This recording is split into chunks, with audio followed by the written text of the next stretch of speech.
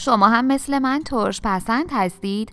پس برای یه آموزش خیلی لذیذ همراه اکوکوک باشید. قبل از هر چیزی دکمه سابسکرایب و زنگوله رو بزنید تا بریم سراغ آموزش امروزمون. یه دونه پیاز خرد شده، کمی تفت بدید و بعد 5 حبه سیر خرد شده رو اضافه کنید. 2 قاشق غذاخوری نعنا خشک،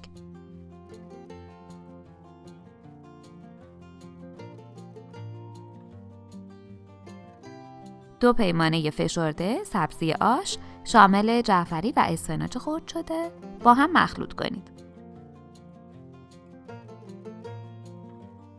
1.5 لیتر آب جوش اضافه کنید. 1 پیمانه برنج شسته شده اضافه کنید و در قابلمه رو ببندید.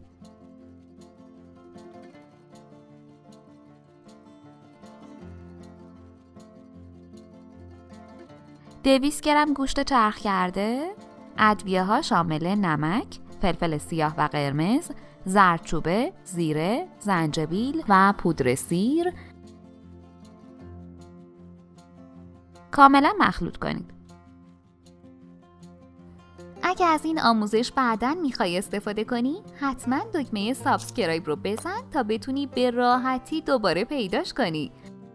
همه رو به صورت هم اندازه قلقلی کنید و کمی داخل روغن تفت بدید. دوستان، ما سعی کردیم تا جایی که میتونیم ویدیوها رو براتون به صورت خلاصه و در عین حال جامع و مفید آماده کنیم تا بتونید به جای گذاشتن نیم ساعت وقت با ارزشتون برای یه ویدیوی طولانی 10 تا غذا و شیرینی و دسر و کلی چیزای جدید رو بتونید یاد بگیرید. به قابلمه 1 قاشق غذاخوری نمک اضافه کنید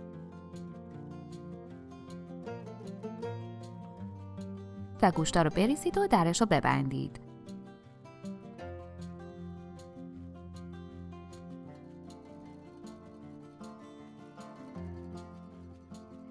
سعدد پیاز خلالی شده تفت بدید تا طلایی بشه.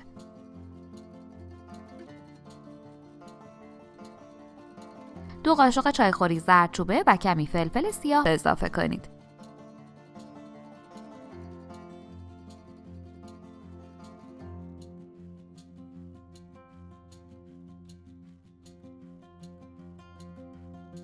اگه هر روز سر درست کردن غذا کلی فکر میکنی و نمیدونی چی درست کنی، پیشنهاد میکنم کانالمون رو که کلی غذاهای فوری و جدید که همگی با مواد در دسترس و ساده درست میشه رو داشته باشی که مطمئنم خیلی به کارت میاد.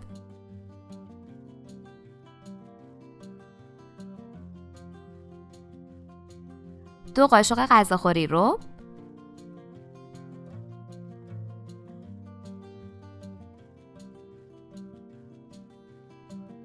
تفت بدید تا رنگش باز بشه و به آش اضافه کنید. عزیزان، تک تک لایک ها و کامنت های پرمهری که میذارید برامون بسیار با ارزشه. به ما انگیزه میده تا آموزش ها رو با اشتیاق بیشتری براتون تهیه کنیم. 1.5 پیمانه نخود، لوبیا سفید و لوبیا قرمز پخته شده رو اضافه کنید.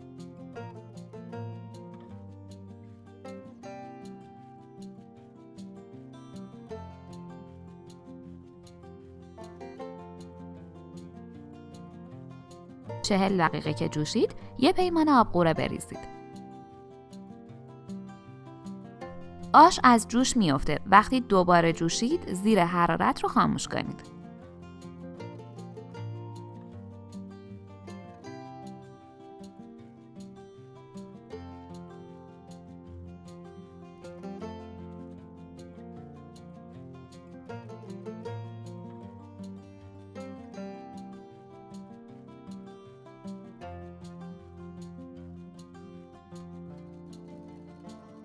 با نعنا داغ و پیاز داغ سرو و از طعم فوق‌العاده‌اش لذت ببرید. نوش جان. اگه از این آموزش خوشتون اومد، باید بگم که ویدیوهای جالبتری هم توی کانالمون داریم که حتما باید ببینید.